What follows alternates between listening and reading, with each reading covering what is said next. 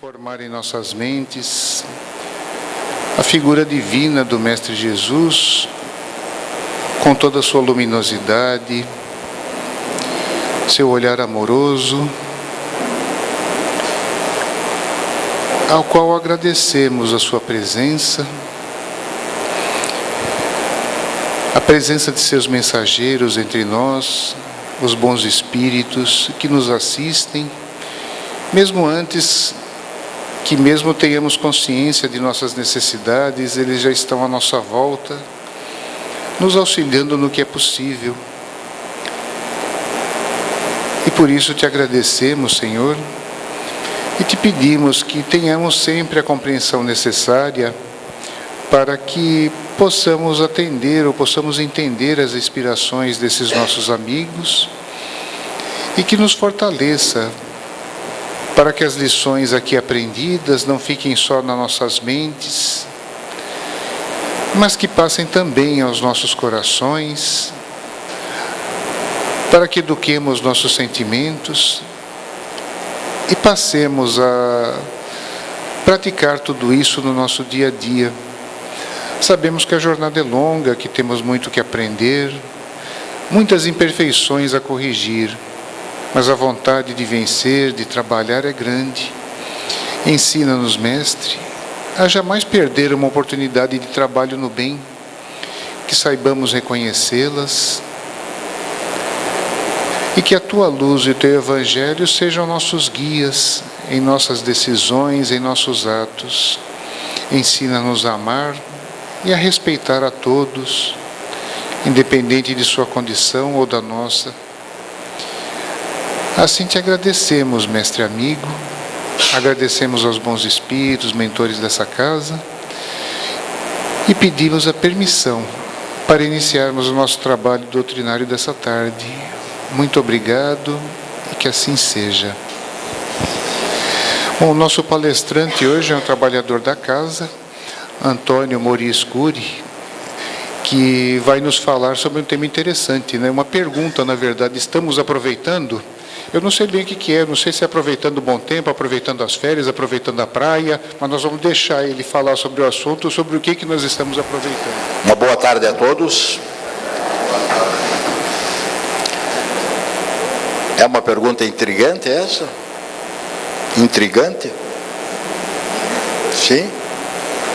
Como disse o nosso companheiro Leandro, estamos aproveitando a praia, o dia bonito, o sol, a brisa, essa cidade maravilhosa de Balneário Camboriú. É disso que nós iremos falar aqui na Casa de Jesus? Não.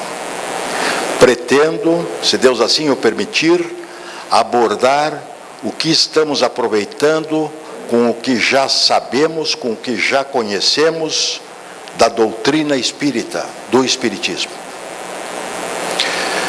Por gentileza, quem está vindo pela primeira vez ao Centro Espírita Casa de Jesus, por favor, levante o braço. Ok. Quem está vindo a mais ou menos 10 exposições doutrinárias, por favor, levante o braço. Ok, obrigado. Percebo então que a grande maioria já vem há bastante tempo. Já vão entender por que eu fiz essa questão.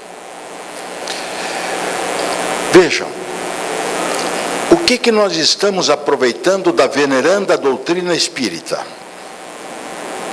E ela tem informações, tem provas, tem comprovações de dados da maior importância ao nosso dia a dia, ao nosso cotidiano aqui na Terra.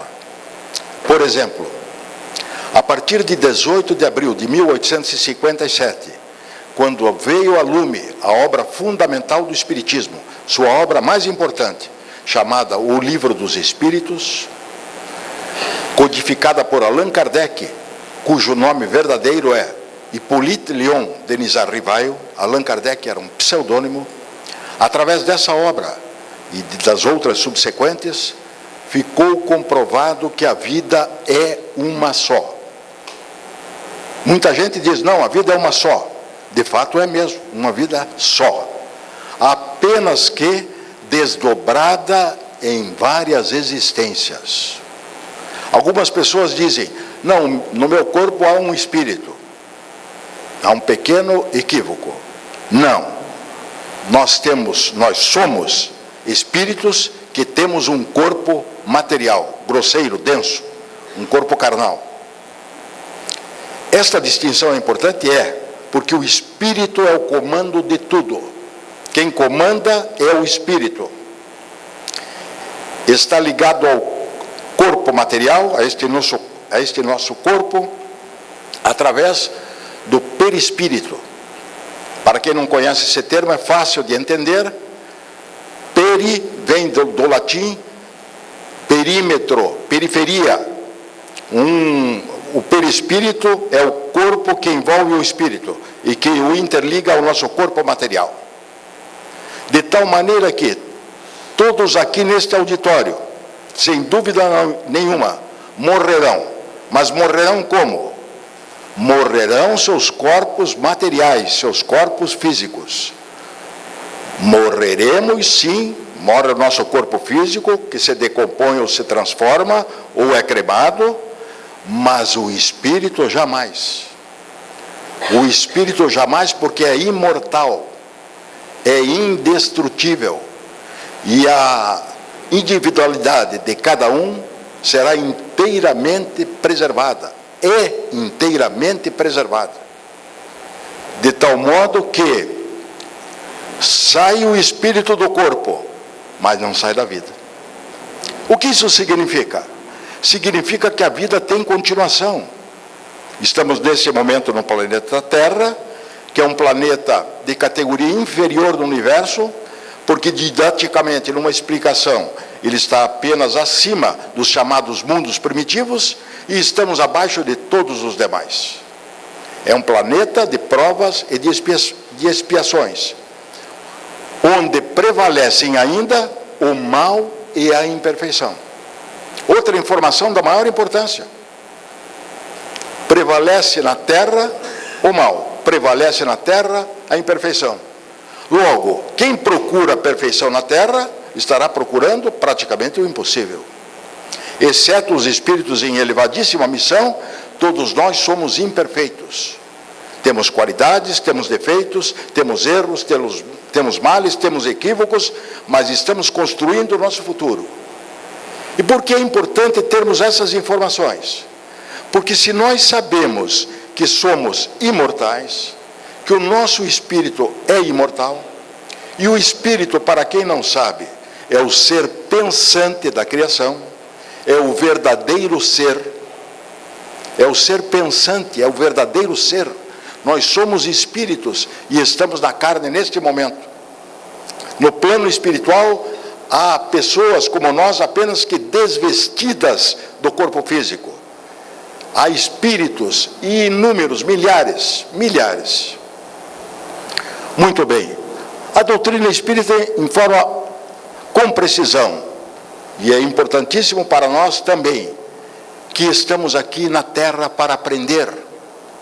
A Terra, ora é uma escola, ora é uma prisão, ora é um hospital, para aprender o máximo possível, a começar pelo aprendizado da fraternidade.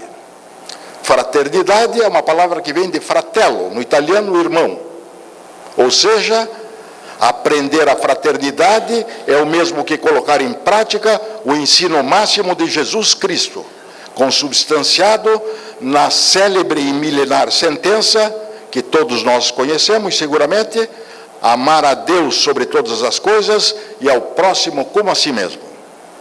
Em outras palavras, quem ama ao próximo como a si mesmo estará por esse mesmo motivo amando a Deus sobre todas as coisas.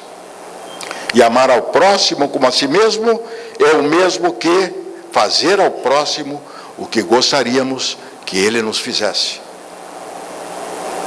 É o ensino máximo do Cristo, o ensino máximo de Jesus, o Cristo. E para amar ao próximo como a si mesmo, há um pré-requisito. Para amar plenamente, é preciso conhecer-se. Para amar ao próximo, eu preciso me conhecer. Ou melhor dizendo, eu preciso me amar. Para amar ao próximo, eu preciso me amar. E só posso me amar se eu me conhecer. Daí a razão pela qual o conhecer-se a si mesmo, o conhecimento de si mesmo, é a chave do progresso individual. Questão 890 do Livro dos Espíritos, a obra fundamental.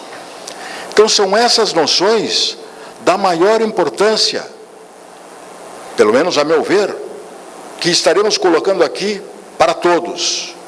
E o expositor espírita, para quem não sabe, ele expõe, se expõe e ao mesmo tempo está falando em primeiro lugar para ele mesmo, até pela distância. Daqui para cá é bem menos do que daqui para lá, não é verdade? Estou falando para mim mesmo. Por que é importante saber isso? Porque se nós somos imortais e indestrutíveis, nós viveremos para sempre. A vida vai continuar no plano espiritual. Então, não adianta dizer, não, eu já me aposentei, questão encerrada. Com todo respeito, a questão não está encerrada. Vai continuar para todos. Desencarnem jovenmente ou desencarnem com bastante idade. Vai continuar. E por isso é importante que nós saibamos disso e tomemos as providências necessárias em nosso favor, em favor da nossa família, das pessoas que amamos, que queremos bem, dos nossos amigos e conhecidos e etc. Agora, detalhe da maior importância: o Espiritismo não impõe absolutamente nada a ninguém. Não impõe. Não impõe a seus seguidores, a seus profitentes e muito menos a terceiros. A pessoa faz se estiver convencida e o desejar. Se não, não faz. Não impõe nada. E é tudo muito simples, como se pode ver aqui por essa ajeitadíssima casa que tem o nome inspiradíssimo de Centro Espírita Casa de Jesus. Tudo simples. A exemplo do que foi a vida de Jesus na terra enquanto aqui esteve. Um exemplo maravilhoso de simplicidade, do começo ao fim. Muito bem. Está compreendido até aqui? Ok. E não pensem que quem expõe a doutrina espírita fica tranquilo, não. Pode aparentar calma, mas fica um bocado nervoso. E especialmente quando encontra alguém lá fora, um outro dia, e a pessoa diz, puxa, depois de 2 ou 3 minutinhos, gostaria de falar com você? Claro, como não? Ah, eu queria trocar umas palavras, uma opinião sobre uma coisa que você disse lá. Quando a pessoa faz isso, eu digo, meu Deus do céu, santíssimo, o que foi que eu disse? Não é? Daí ela conta, mercê de Deus e do protetor, a gente consegue conversar e acertar tudo, porque de vez em quando você fala alguma coisa que pode mudar o rumo da vida daquela pessoa, sem que tenhamos essa intenção.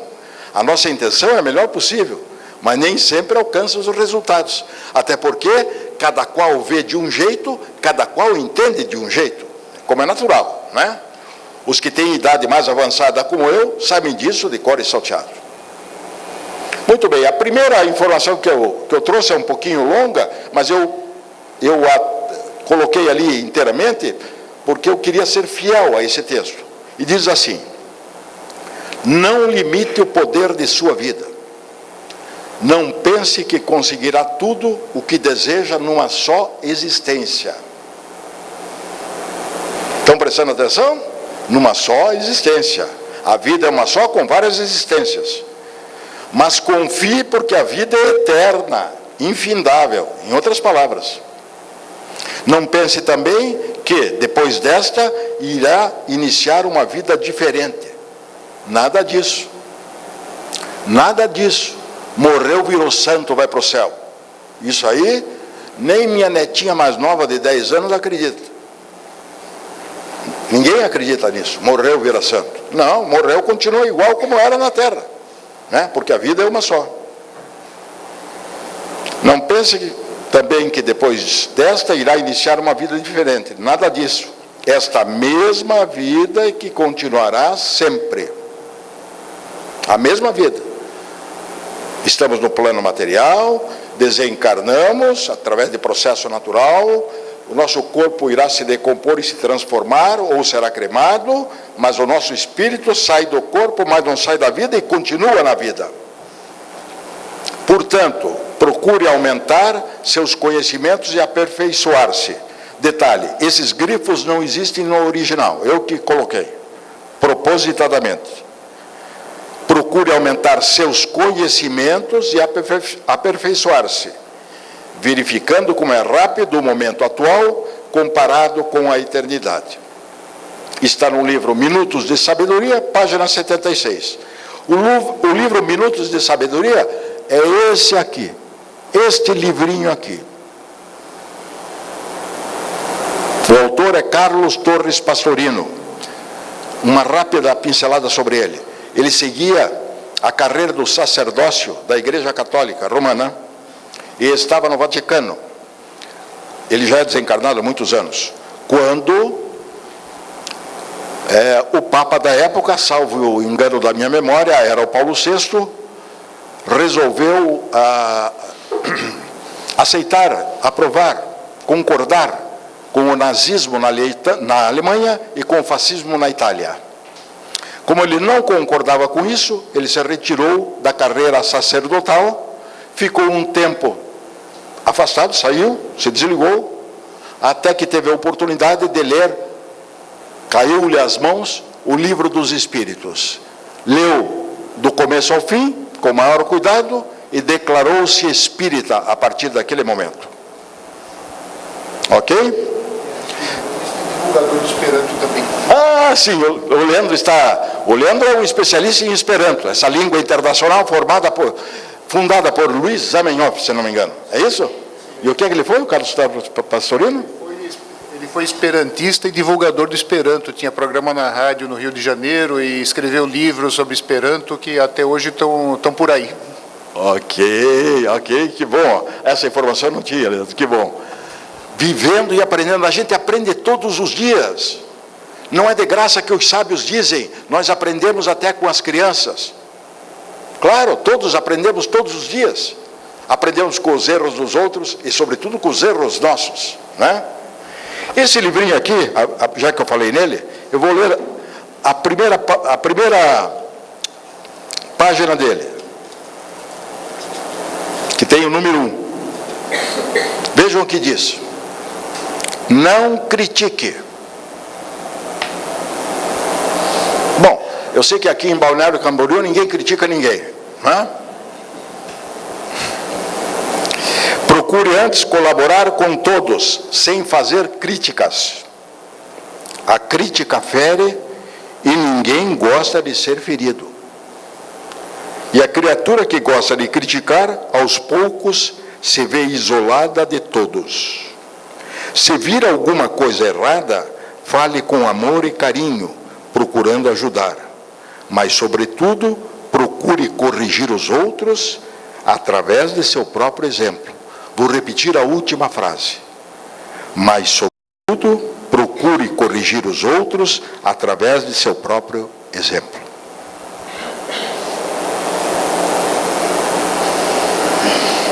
No livro Na Seara do Mestre,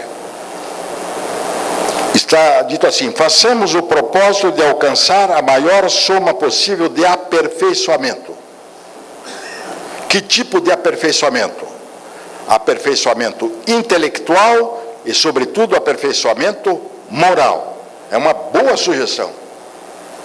Está ali o autor, a edição e a página onde pode ser encontrado o texto. Façamos o propósito de alcançar a maior soma possível de aperfeiçoamento.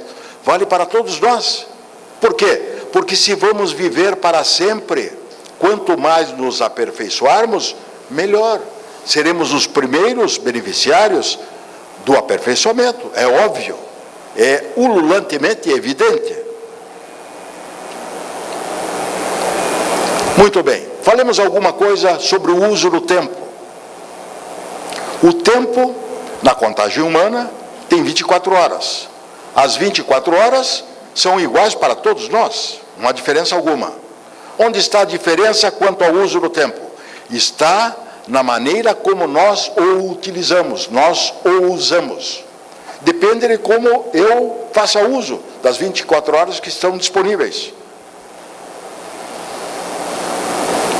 Chico Xavier fazia um teste e um treinamento para treinar a insônia, de tal maneira que, em geral, dormia apenas 4 horas e trabalhava um bocado.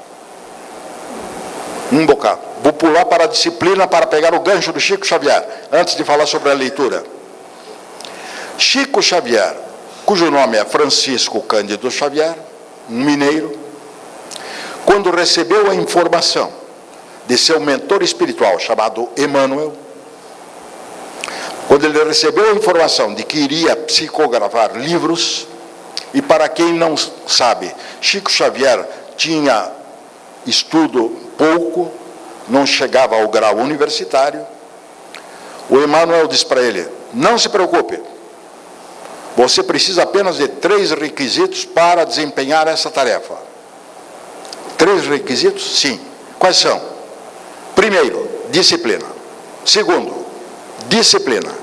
Terceiro, disciplina. E graças a isso, Chico Xavier, como seguramente a maioria sabe, psicografou apenas 428 livros sobre os mais variados assuntos, inclusive de ordem técnica, em variados ramos da ciência. Um trabalho excepcional. Disciplina vale para tudo em nossa vida. Ter disciplina, às vezes não é fácil. Aliás, nem tudo é fácil, mas somos capazes de conquistar. Somos capazes de conquistar a disciplina, somos capazes de usar melhor o tempo. Por exemplo, alguém diga um número entre 2 e 288. Um número qualquer. 178. 178. Ok.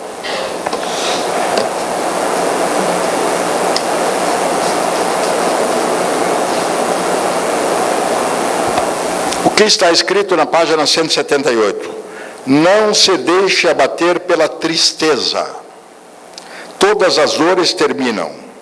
Aguarde que o tempo, com suas mãos cheias de bálsamo, traga o alívio. A ação do tempo é infalível e nos guia suavemente pelo caminho certo, aliviando nossas dores, assim como a brisa leve abranda o calor do verão. Mais depressa do que supõe, você terá a resposta na consolação de que necessita. Muito bem, então, que relação tem isso com o uso do tempo? É simples, como é pequenininho, embora seja um grande livro, eu posso colocar no bolso, as mulheres podem colocar na bolsa, podem levar na mão, tranquilamente. Está numa fila, a fila é meio grande, ao invés de ficar irritado ou ansioso, pega este livrinho que está no seu bolso e leia o que eu acabei de ler, que a senhora disse ali, página 178. Estará aproveitando o tempo e demonstrando aos outros que tem um comportamento digno, respeitoso, não vai furar a fila. Não é? Certamente a grande maioria já ouviu falar que nós somos observados por uma nuvem de testemunhas. Não é? Já ouviram isso, né? Testemunhas invisíveis. Invisíveis porque estão no mundo espiritual, mas há coisas invisíveis no mundo material. Aqui, por exemplo, neste auditório, não há nenhum aparelho de rádio. Neste auditório, neste momento. Nenhum aparelho de televisão. Mas as ondas hertzianas do rádio, por exemplo, se eu estiver com um rádio aqui, eu ligo, eu sintonizo. Eu sintonizo a emissora de rádio. Eu sintonizo a emissora de televisão. E nós estamos vendo isso? Ninguém está vendo, mas existe. Não é? Há coisas que existem e que a gente não vê. O ar, por exemplo, o oxigênio. Eu, pelo menos, não enxergo. Não sei se o Leandro enxerga. Então, não? Alguém enxerga o ar? Nós sentimos, né? Sentimos o vento, a brisa maravilhosa de Balneário Camboriú. Não percebe, não vê, mas sabe que existe. Muito bem. Agora sobre a leitura. Se nós vamos viver para sempre, e isso vai acontecer mesmo, queiramos ou não, entendamos ou não, aceitemos ou não, isso irá acontecer. Assim como as leis que nos regem são leis da natureza, queiramos ou não, elas nos regem. Aceitemos ou não e até imprequemos contra elas, elas nos regem. São as leis naturais ou divinas que comandam a nossa existência, aqui ou no plano espiritual. Sobre a leitura é um hábito saudável, especialmente quando os livros escolhidos forem positivos, forem edificantes, tiverem bom conhecimento das ciências, das filosofias, das artes, das letras, etc. Porque o conhecimento é cumulativo. Quanto mais eu leio, mais eu aprendo e vou aumentando o grau do meu conhecimento, de tal maneira que de repente o meu vocabulário aumentou significativamente, o meu conhecimento também, e quem lê, na medida em que leia mais, consegue se comunicar melhor, por escrito ou oralmente. Fala melhor, escreve melhor, ouve melhor, enxerga melhor no mais amplo sentido, observa melhor, compreende melhor. Só tem vantagens quem lê. Não há nenhuma desvantagem em ler. E a leitura é um hábito que pode ser construído por quem saiba ler. Basta só esse requisito. Há pessoas, e já ouvi isso mais de uma vez, mas eu sou incapaz de ler. Eu começo a ler, me dá uma soneira, eu tenho que entregar o livro, tenho que deixar o livro de lado. Precisa de um pouco de disciplina. Leia sentado, está com sono, com um pouco de sono, é natural. Às vezes a pessoa que trabalhou o dia inteiro está cansada, molha o rosto com água fria e lê um pouco. E não precisa ler 5 horas por dia desde o começo. Vamos fazer um testezinho, 15 minutos por dia de leitura. Todos somos capazes de incorporar esse maravilhoso hábito em nosso dia a dia.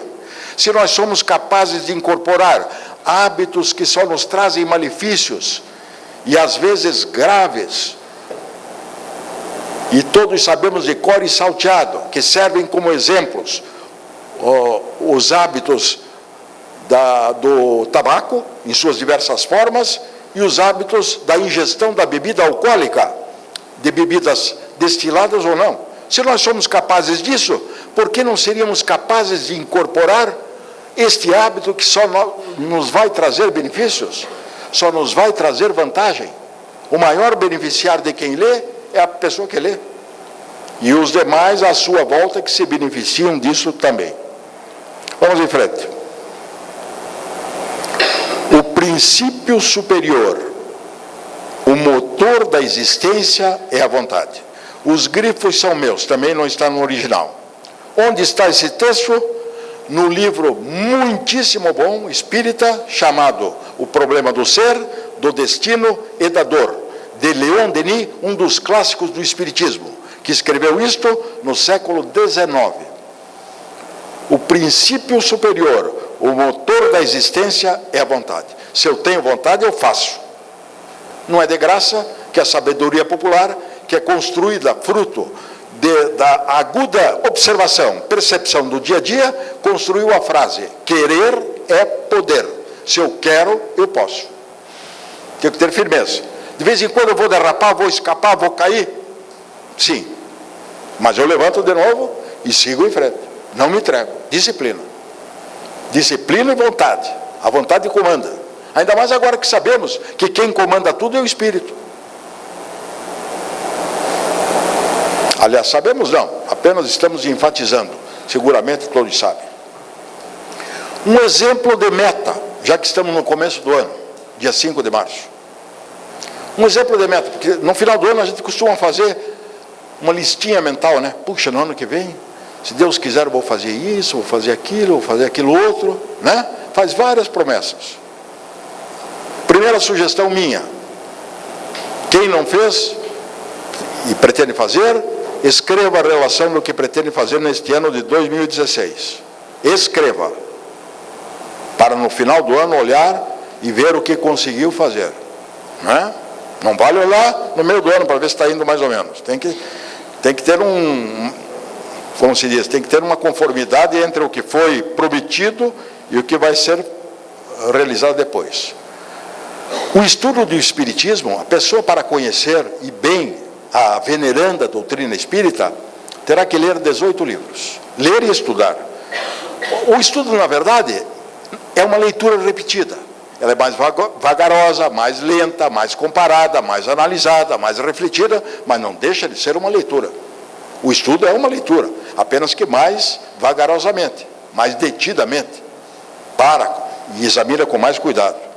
Quais são os 18 livros? Os 5 primeiros são as 5 obras fundamentais. A mais importante delas, o Livro dos Espíritos. Depois, o Livro dos Médiuns, o Evangelho segundo o Espiritismo, o Céu e o Inferno e a Gênese. O Céu e o Inferno, ou o título completo, o Céu e o Inferno, ou a Justiça Divina segundo o Espiritismo, foi traduzido para a Federação Espírita Brasileira por Manuel Quintão, que é o mentor espiritual desta Casa Espírita, da Casa de Jesus. Os demais 4 livros foram traduzidos para a FEB, Federação Espírita Brasileira, por Guion Ribeiro, engenheiro, poliglota, vernaculista, revisor de ninguém menos que Rui Barbosa. Então, esses 5 primeiros volumes são as 5 obras fundamentais, chamadas de Pentateuco Kardeciano. Os 12 primeiros volumes da Revista Espírita, redigidos os volumes por Allan Kardec, o nosso professor Rivaio. São aí 5 e 12, 17, e o 18º, O que é o Espiritismo, também por Allan Kardec, um livro com 100 e poucas páginas, ótimo para ser indicado àquelas pessoas que desejem ter uma noção do que é o Espiritismo.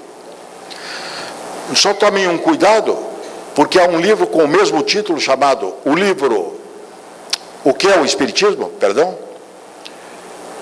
cujo autor é Arthur Conan Doyle, um inglês, que talvez por esse nome ninguém saiba quem seja, mas é o autor daquele personagem conhecidíssimo chamado Sherlock Holmes, ok? O livro é ótimo, não há nem nada contra ele, apenas que, a meu ver, deveria ser chamado o que é o espiritualismo, e não o que é o espiritismo. Só essa ressalva, mas o livro é ótimo. Haveria um 19º livro, que seriam as obras póstumas do próprio Kardec, só que depois de desencarnado. Essa é a primeira questão. Não coloquei ali porque existem algumas críticas. A primeira é que essa obra foi levada a lume depois que Kardec desencarnou. A segunda é pelo título. Se o título é Obras Póstumas, no plural, não poderia ser um único só, deveria ter mais de um. Mas existem dados excelentes nesse livro, como, por exemplo, uma biografia resumida de quem foi o professor Rivaio, o nosso Allan Kardec. O que é que nós temos por objetivo? Como já dissemos, o aperfeiçoamento pessoal. A cada dia vamos melhorar, um pouquinho, devagarinho, a pouco e pouco. E tem que ser assim, pois nem a natureza dá saltos, vamos nós dar, tem que ser devagar mesmo, mas com persistência, com vontade. A segunda sugestão, a opção pelo bem sempre.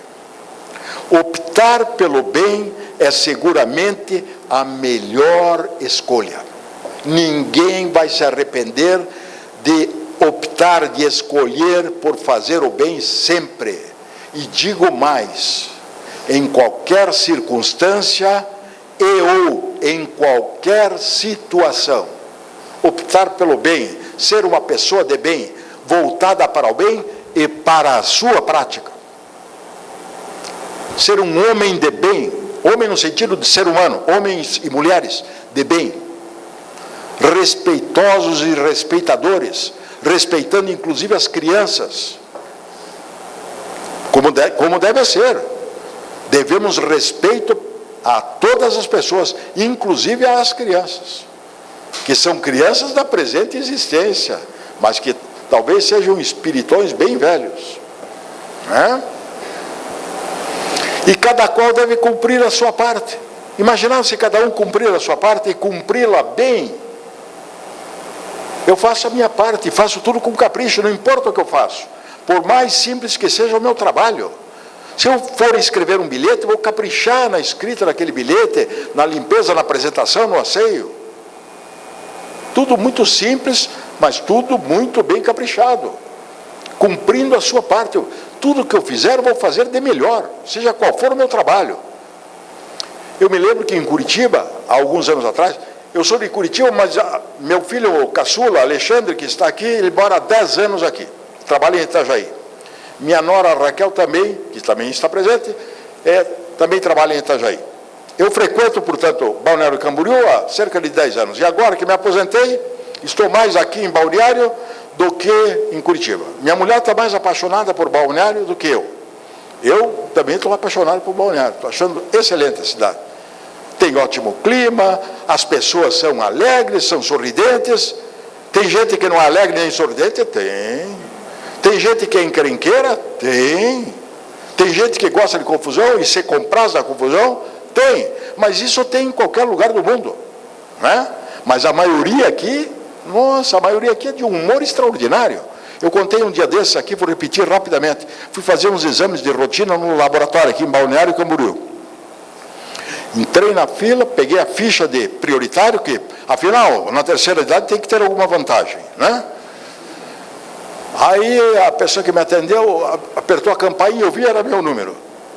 Disse assim: meu querido, por favor, sente aqui.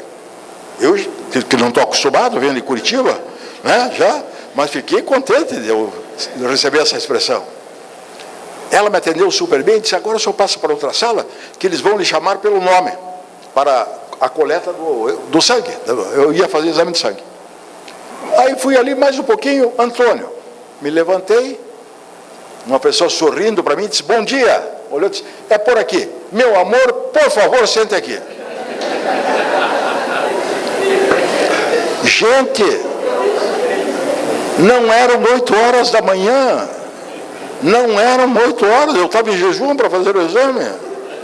Eu digo: louvado seja Deus, né? Que maravilha. Aliás, chamar de querido aqui, eu já vi que é uma regra, né? Coisas do gênero. Eu saí um sábado aqui do centro, estava assistindo a palestra como vocês estão aí. E quando saímos, eu e minha esposa, que também está aqui, começou a garoar. Aí nós paramos numa purificadora que tem ali para comprar algumas coisinhas. Compramos, pagamos, e quando olhamos, desabava o mundo, uma chuvarada daquelas. Uma das donas, 2 senhoras: não, meu querido, não se preocupe. Meu querido, não se preocupe. Digo: não estou preocupado, estou preocupado com a senhora que deve fechar o estabelecimento. Não, nós vamos até mais tarde, pode ficar. Eu vou esperar acalmar. Como não acalmou, me vem ela com um guarda-chuva e me empresta o guarda-chuva, não sabe nem o meu nome. Eu fiquei assim, digo: mas a senhora como é que vai ser? Não se preocupe que eu tenho outros lá. Pode levar, depois o senhor entrega, de volta. Digo: mas que povo maravilhoso, que gente bem-humorada, né? E confiante. Oxa vida, que não é? Olha, pode parecer pouco para vocês que estão acostumados. Para quem não está acostumado, como é o meu caso, a gente se espanta, sabe? Para o bem, positivamente. Então, cumprir a parte e ser útil, e cada vez mais útil. E todos nós temos condição de ser úteis. Independe de ser branco, negro, amarelo, vermelho, se você pensar em indígenas. Independe de ter dinheiro, de não ter, de ser pobre, de ser rico. Cada um está em condições de ser útil, prestando uma informação correta, agindo bem com todo mundo, sendo útil, prestativo, como foi essa senhora comigo e com a minha esposa na padaria, sem nos conhecer, ofereceu um guarda-chuva. Pode parecer pouco, mas não é. Não é? Enfim, todos temos condições de ser úteis aos outros. E a gente recebe o que faz, porque cada um colhe o que planta, né? e agirmos com caridade. É uma das bandeiras do Espiritismo. Fora da caridade não há salvação. E como dizia o apóstolo Paulo, que define tudo sobre a caridade. O que é a caridade? Segundo o apóstolo Paulo de Tarso, caridade é o amor em ação. Qualquer gesto de amor, qualquer gesto de boa vontade, qualquer gesto de ajuda, é caridade. Não é só a caridade de dar um dinheiro para quem está pedindo. Às vezes é muito importante, porque aquela pessoa pode estar passando fome. E quem passa fome tem o corpo trêmulo, fica trêmulo pela fome. Não é? A caridade de ouvir alguém com atenção, com interesse. A pessoa está desestruturada, está angustiada, está nervosa. Se você ouve com atenção e com interesse, é uma caridade. Ele está desabafando e ao mesmo tempo se aliviando. Não é? Há várias formas de caridade, várias, inúmeras, incontáveis. Nós sabemos bem o que seja. E o Espiritismo é todo racional. O Espiritismo se baseia na razão, na lógica, no equilíbrio, no bom senso, mas sobretudo na razão. A ponto de a definição espírita de fé conter a palavra razão. Qual é a definição? Fé, a definição espírita de fé.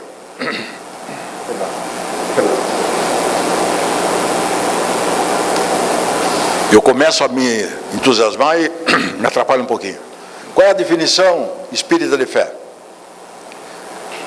Fé inabalável só o é a que pode encarar frente a frente a razão em todas as épocas da humanidade.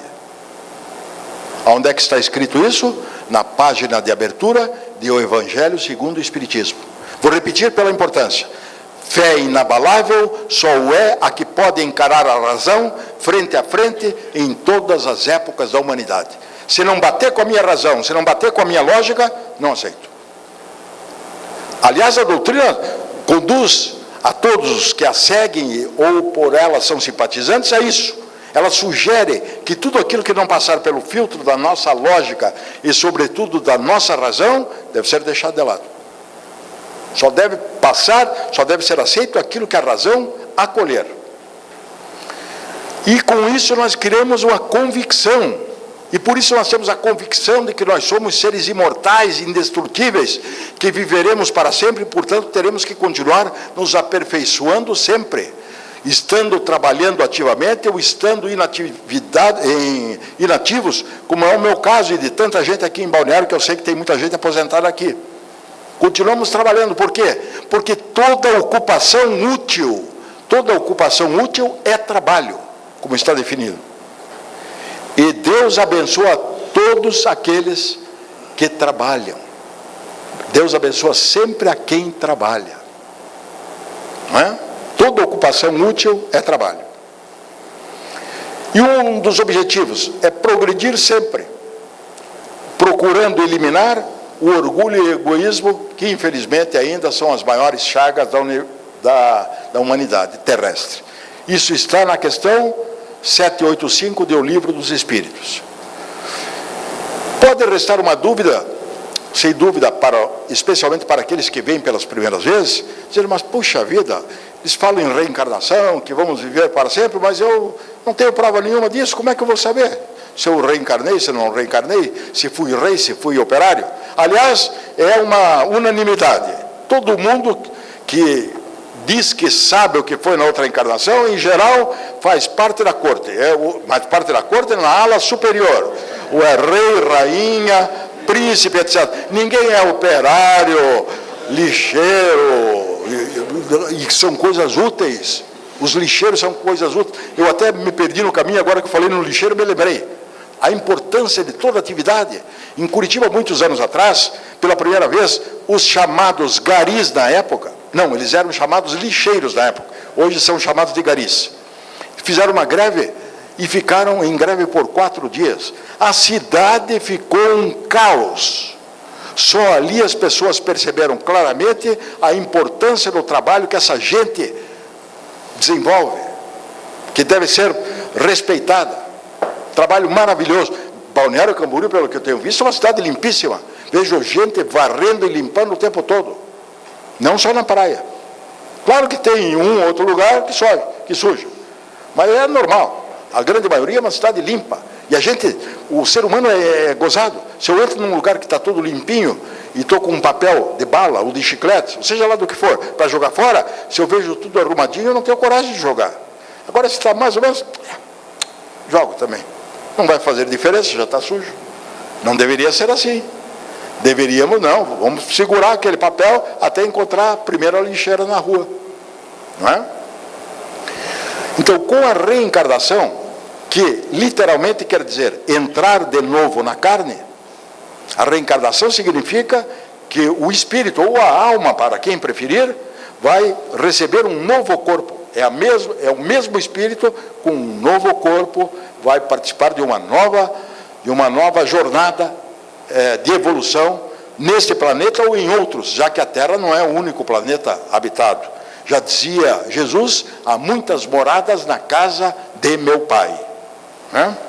A reencarnação coloca tudo em seus devidos lugares e mostra por que existem essas diferenças entre nós. A começar pelo fato de que todos partimos do mesmo ponto de partida, simples e ignorantes não no sentido pejorativo, mas no sentido de não conhecer, de não saber. Partimos do mesmo ponto, mas não fomos criados ao mesmo tempo. Existem pessoas com mais experiência, com mais tempo, com mais encarnações. Não é? Querem um exemplo disso? Rapidamente. No dia 29 de abril de 2006, eu gravei a data, porque é o dia do aniversário de Guaratuba, é uma praia paranaense que eu frequentava, eu e minha família frequentávamos. No dia 29 de outubro, todos os jornais do mundo trouxeram a informação de que no dia anterior, na cidade do México, capital, um menino com 6 anos de idade, meia dúzia, tinha dado uma aula para médicos sobre causas e consequências da osteoporose e foi aplaudido em pé, ou de pé, com 6 anos. Como isso é possível? Você não teve estudo prévio. Entrevistado, a mãe dele disse, ele passou a se interessar pelos estudos médicos desde o momento em que aprendeu a ler, com 2 anos de idade. Outro exemplo, nos Estados Unidos da América, um coreano do Sul obteve o título de doutor em física com 17 anos de idade. No Brasil, não sei se no ano passado ou no ano retrasado, acredito, no Rio de Janeiro, havia um professor de matemática dando aulas e um dos seus alunos era seu filho. E ele ia indo muito bem e percebeu que o menino gostava demais de matemática. E pediu autorização para a direção se o filho dele podia ajudá-lo nas aulas. A direção concordou, o menino começou a ajudar. E foi avançando e de repente sabia mais que o pai em matemática. Conclusão, vou resumir. Já devem ter visto porque isso saiu nas emissões de televisão. Há pouco tempo, há menos de 2 anos atrás, o menino obteve o título de mestre em matemática sem sequer ter entrado na universidade. Como é possível isso? De onde veio? Deus é injusto? Alguns privilegiam, a outros não? É claro que não. Isso é conquista do passado, que fica com ele, porque o que a gente conquista fica para sempre. Ninguém derruba, não há traça que coma, não há ferrugem que corroa, não há ladrão que roube, é nosso e ninguém tira. Por isso a importância de avançar no conhecimento e consolidar esse conhecimento cada vez mais. É em nosso próprio favor e em favor das pessoas com quem convivemos. Isso fora outros tantos exemplos, como...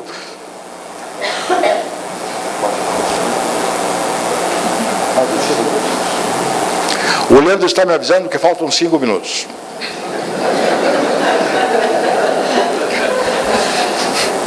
Não sei se é um aviso bom ou um aviso ruim.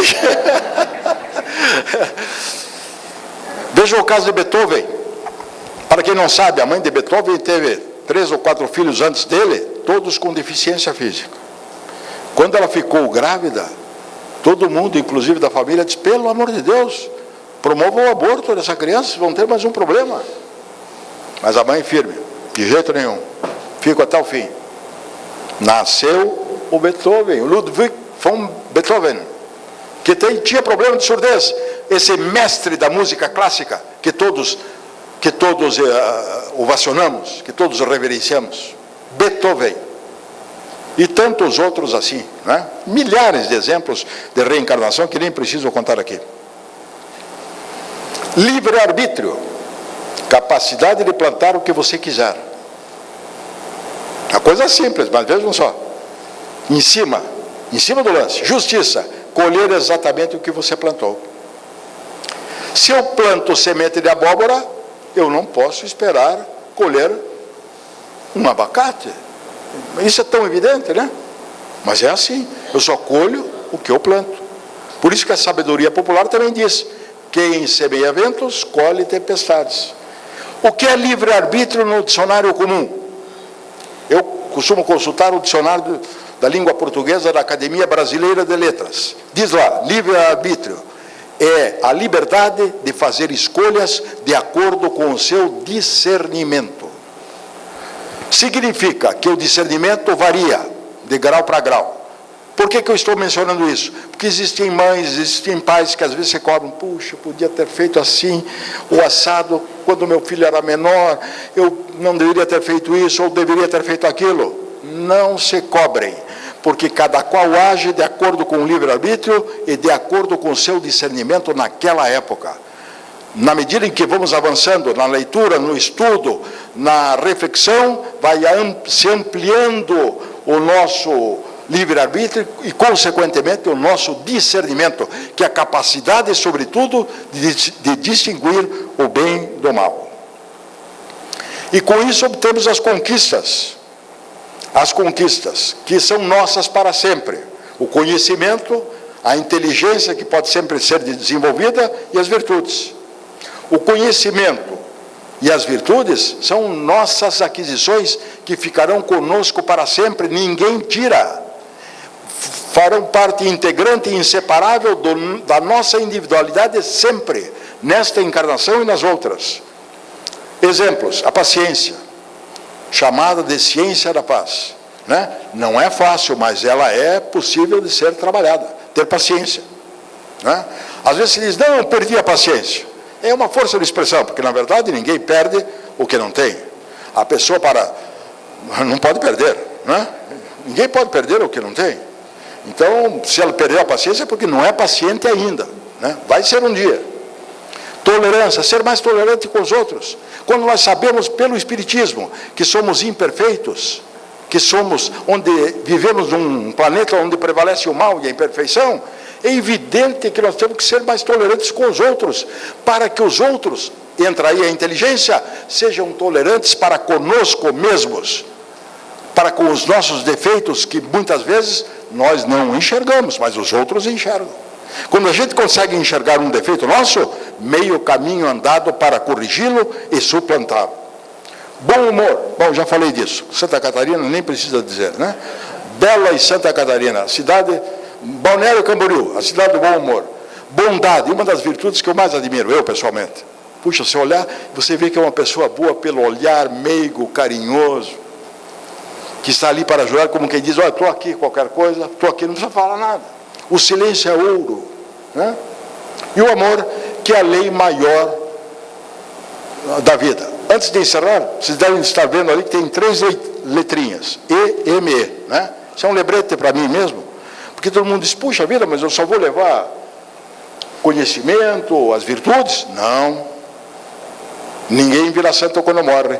Leva também os seus erros, males e equívocos, que não conseguiu superar e que vai levar consigo, porque para frente precisa superar e reparar. Não adianta só se arrepender, não adianta só pedir desculpas, não. Tem que se arrepender e reparar. E para finalizar, diria que o amor é a lei maior da vida. E Cristo resumiu a lei e os profetas, nessa frase que eu já mencionei aqui, que todos já conhecemos. Amar a Deus sobre todas as coisas e ao próximo como a si mesmo. Façamos ao próximo aquilo que gostaríamos que ele nos fizesse e que seremos assim. E seremos assim, muitíssimo melhores e muitíssimo mais felizes desde agora aqui mesmo na Terra. Muitíssimo obrigado pela atenção com que fui distinguido. Nós agradecemos ao Antônio pela palestra, pela exposição bem-humorada, da qual nós tiramos sempre aquela lição fantástica, né? Se a gente aproveitar bem esses preceitos doutrinários, né, que foi como ele iniciou o tema, aproveitando, nós vamos fazer tudo isso, trabalhar ao nosso favor, em favor do nosso progresso, que afinal todo mundo quer ser feliz, né? E a gente só é feliz quando a gente progride moralmente. Então aproveitemos os ensinamentos e as oportunidades que a doutrina espírita nos fornece para nosso próprio benefício.